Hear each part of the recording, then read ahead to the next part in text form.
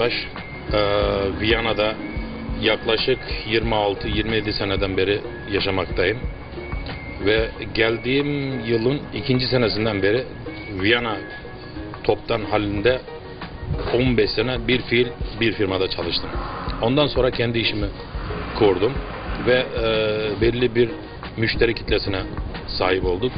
Ve şu anda ürünler ağırlığım Avusturya olmak üzere Slovakya, Macaristan ve Hollanda ağırlıklı çalışıyorum. Ürünlerimin en ağırlıklı ürün başta gelen bizim Türklerin en önde, en soframızın besin gıdası domates.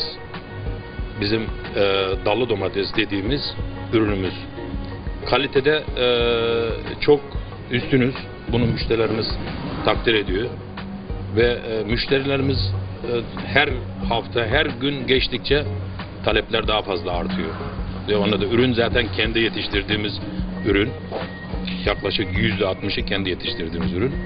Ve bu şekilde müşterilerimize hitap ediyoruz. Bunun yanında bizim lahana türü dediğimiz lahana var.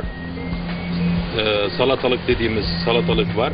Diğer Avusturya'nın çeşitli mamulleri var. Şu anda toptan satış yapıyorum ve perakende müşterimiz, marketlere hitap ediyoruz.